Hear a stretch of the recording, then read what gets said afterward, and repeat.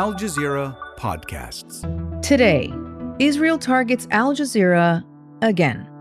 This time, the military issued a statement accusing 6 Al Jazeera journalists of being members of the armed wings of Palestinian groups, Hamas and Islamic Jihad.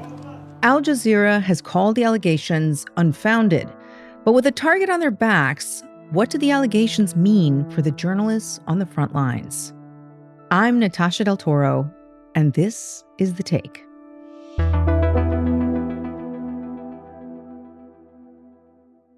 Last week's accusations were not the first time that Al Jazeera journalists have been targeted by Israel in the past year, and other instances have been deadly. In December, Al Jazeera journalist Samer Abu Daqqa was killed by an Israeli strike in Khan Yunis. Help did not arrive for 5 hours. Rescuers needed approval from Israel forces to bulldoze through the debris to get to him, by which time he had bled to death. In July, the same thing happened to Al Jazeera journalists Rami Al-Rifi and Ismail Al-Ghul. We have some breaking news with Al Jazeera's correspondent Ismail Al-Ghul, we understand, has been killed along with his cameraman in Gaza. After the killings, Israel labeled Ismail a member of Hamas. That's how they've characterized 6 Al Jazeera journalists just last week. One of them is Anas al-Sharif, a Palestinian journalist who's been covering the war in Gaza for Al Jazeera Arabic since its early stages. Anas's reporting throughout the war has been inspiring for his direct colleagues at Al Jazeera Arabic. That includes Mohamed Moawad, the managing editor of Al Jazeera Arabic in Doha. We view him in the newsroom as a hero because, to be honest, every day we are asking him in the editorial meeting in the morning to stay safe, to stop covering, to stop the coverage, and to try to be safe somewhere. But he says that Gaza's story is my story. I will continue the coverage. He is very dedicated to his profession. He's young but talented, focused, and we weren't able to control his ambition. For sure. Mohamed, one of the 6 journalists that was targeted by these new Israeli allegations is Anas al-Sharif. We know that Al Jazeera put out a statement condemning the allegations, saying that they were, quote, a blatant attempt to silence the few remaining journalists in the region. But what's it like to see Anas, who is a very well-known journalist, and his colleagues being targeted this way by Israel? Natasha, of course, it's an unimaginable pressure and intimidation by the IDF and the Israeli government on our colleagues, including Anas, of course. They're not just reporters, they're also fathers, mothers, brothers, and sisters. So they are deeply woven into their communities. They always say in our meetings that Gaza's story is our story, and that's the fact. I mean, with the Palestinian journalist paying the price, the high price of bringing truth to the world and uncovering the atrocities, and for someone like Anas to be accused of involvement with Hamas is not only baseless, but also profoundly harmful for him because he is being targeted day after day. He is the only voice coming out of North Gaza with his colleagues, and he's trying to just uncover the atrocities. There is a military campaign going on in the area, and he's moving from corner to corner to give voice to the people who are paying the price of this war. He is reporting one instance from one of the hospitals where people are being treated on the floors. And I think what Anas is doing and his colleagues is showing that they are resilient. Every day we ask them to stay safe, to put their safety first. But they say that we have no other choice. This is our community. This is our people. So they are part of this community. And Anas himself sacrificed a lot. He lost his father in an Israeli airstrike. and his mother is in a very bad condition. She is not getting the health treatment she wanted during this war. So I think they are paying the price, and now they are being attacked. They are being, accused of unfounded allegations that we think is a way to try to conceal what's happening in North Gaza. I know that you receive a lot of requests to use some of Anas's reporting. How is it then that he's being accused of being a Hamas member? Yeah, exactly.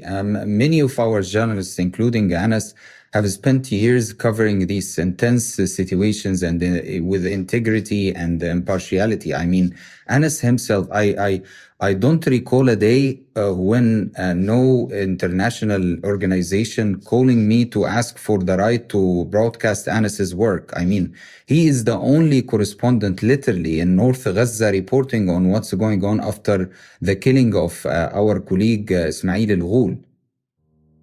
Anas is bringing the devastating images of this war. He knows the risk. And he pushes on every day because he believes in showing the world what's happening. I remember a time when Anas was reporting in Gaza, even while his own family faced evacuations and constant danger. I remember him saying, no, I'm not going to evacuate with them. I'll try to make sure that they are safe somewhere in South Gaza, but this is my place. I will stay here. I mean, his commitment to the story, despite knowing that his family was under threat, speaks volumes about his dedication. I mean, these accusations ignore the humanity of these reporters and the level of sacrifice they are enduring every day to bring these stories to the world. And Anas Sharif is a great example for that. Mm-hmm. And I know there was even a clip of him that went viral where he was reporting on homes that had been targeted when he read that one of his own family's homes was one of the targets of an Israeli strike. المنزل المستهدف هو منزل يعود لعائلة الشريف في مشروع بيت لاهيا. So the sacrifice is immense, and I think it is worth mentioning. Al Jazeera journalists in Gaza are some of the only people on the ground currently reporting on this war. But as you say, they're also part of society there, and they're also just trying to survive. They're not some sort of superheroes. They're humans. So how does them being targeted like this affect their ability to report and their safety? Of course, it's extremely limiting their ability to do that. I mean, the stress of working under these accusations is unbelievable. They have to think twice before reporting a story. I mean, or even stepping outside. I remember Ismail al-Ghul, our correspondent in Gaza, in North Gaza, who was killed in an Israeli airstrike. In one editorial meeting after Ghaniya was killed in Iran, Ismail al-Ghul pitched the idea of, moving to Al-Shati's neighborhood where Ismail Haniya was born. It is very journalistic to report from where the leader of Hamas was born, to go live from there and show his house. But we told him, no, don't do that, Ismail. You don't have to. This area is very dangerous. It is really close to the where the front line is. It is a very dangerous area. But he said, no, that's my job. That's what I do. I'm not going to miss this opportunity. So he moved. He went there, and when in his way back, he was targeted. And, that shows you, Natasha, that not only because of the conflict around them is very dangerous, but the added threat of being labeled in a way that puts their lives in further danger is unbelievable. I mean, and when every step feels like a risk, it's a battle to maintain the objectivity and the clarity they are known for. And every day we face this challenge in our meetings, editorial meetings with them in the morning. It certainly becomes difficult when you yourself become part of the story. And I know that Al Jazeera recently put out a statement urging the medical evacuation of its injured journalist in Gaza. Maybe you could talk to me a little bit about that. Of course. As I told you, Anas al-Sharif is being targeted every day by the Israeli airstrikes. And one of the times he missed death, his cameraman, Fadi al-Wahidi, is completely paralyzed and in the hospital right now. We've been calling the international community to place pressure on the Israeli government to allow the evacuation of al-Wahidi to receive the treatment he needs. He doesn't receive the treatment he wants because of the limited ability of the health workers over there, and even the hospitals being targeted now. I mean, Al-Wahidi is completely paralyzed. He's unconscious. He can't speak. So we are urging the international community to place the pressure on the Israeli government to evacuate him. And as I told you, Anas is being targeted every day. His cameraman paid the price, and we are afraid that he's going to be targeted very soon. More with Mohamed after the break. Mohamed, the Israeli military published photos of 6 Al Jazeera journalists, and they say that they've uncovered documents that allegedly show links between them and Hamas and Palestinian Islamic Jihad in Gaza. What do we know about these documents, and how significant is it that they're making these public allegations? To be honest, they've been trying to intimidate us since the beginning of this war, or even before that this war broke. I mean, remember Shireen Abu Akleh? The body of Shireen Abu Akleh is carried through the town of Jenin in the occupied West Bank. The veteran Al Jazeera reporter was shot dead while covering a raid by Israeli forces. Shireen Abu Akleh had worked for Al Jazeera for 20 years. Colleagues described her as brave, kind, and a voice of Palestinians. They targeted and killed Shireen Abu Akleh, and they continued with the same pattern of targeting our colleagues in Gaza. I mean, that's a strategy. That's a strategy to delegitimize our reporting. Just like what they did in Jerusalem and Ramallah when they shut down our offices using the playbook of authoritarian regimes in the Middle East. By saying you're not operating in Jerusalem or Ramallah, so how do you know that something happened? Or your coverage is biased toward the Palestinians, so you're not able to report from inside Israel. I mean, Ismail al-Ghul, before targeting and killing him, he was accused by the Israeli forces that he is a Hamas operative. And when we looked up the documents that they put out, we figured out that the date that they said he joined the Hamas at was when he was 10 years old. And it turned out to be a fake document, because a 10 years old child in Gaza is not a Hamas operative. I mean, if Anas al-Sharif is a Hamas operative, if the other 5 colleagues are Hamas operatives, why not joining the fight? I mean, why reporting? Why being committed to journalism? I mean, it's a joke, and they know it's a joke. So this move by the Israeli government tells us that they see Al Jazeera not as a news organization, but as an adversarial force, and that's dangerous. And simply that's a way to try to delegitimize us and to try to say that Al Jazeera is not being truthful, and that's to the contrary. Truth speaks to itself. Our coverage and reporting is being corroborated by international organizations. As I told you, Anas al-Sharif himself, look up his name. You would find him on Washington Post, CNN, NBC, simply because he's the only journalist reporting from North Gaza. So, Mohamed, we've talked about various ways in which Al Jazeera is being targeted by Israel. And as you've said, it's happened with journalists throughout this past year and beyond. And with the closing of Al Jazeera's bureaus in Ramallah and in Jerusalem. What's your sense of why they're doing this, and what's enabling them to do this?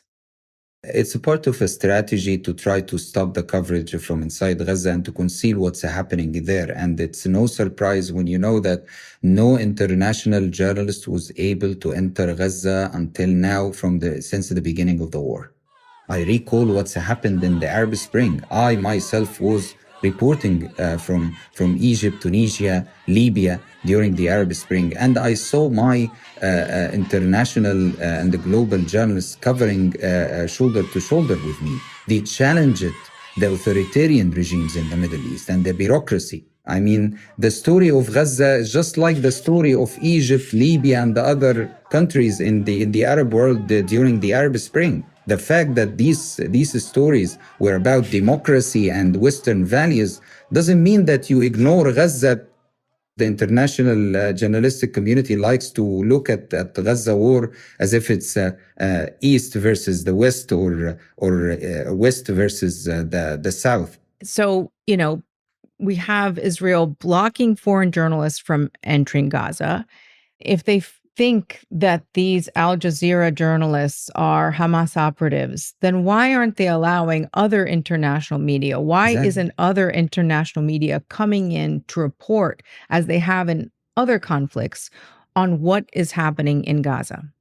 Exactly. If Al Jazeera's reporting isn't good enough for the Israeli government, if they see us as a one-sided coverage, okay, good luck with that.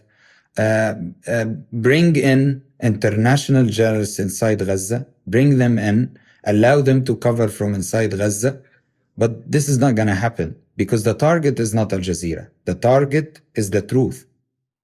If there are so few journalists there, and the ones that are there, are being smeared, their reputations are being smeared, their reporting is being smeared, what are the consequences then for reporting in Gaza? Who is going to document the atrocities of war, and who is going to hold the governments behind these wars, behind this war, accountable? It's very dangerous, Natasha, as you put it. I mean, they want to finish the job. That's what they used to say every day. They want to finish the job. And no one seems to care about what's happening in Gaza right now. And yes, the U.S. government has been placing pressure on Israel to stop the military operation in North Gaza and the escalation in North Gaza recently. And the Israeli government is denying the fact that they are executing a pre-planned general's plan to forcibly evacuate people from North Gaza and doing what the humanitarian organizations are calling ethnic cleansing.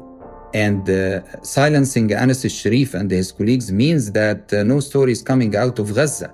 I remember when the U.S. ambassador to the UN, Linda Thomas Greenfield, defended Al Jazeera's coverage in Ukraine and said no one is going to silence Al Jazeera's coverage from inside Ukraine.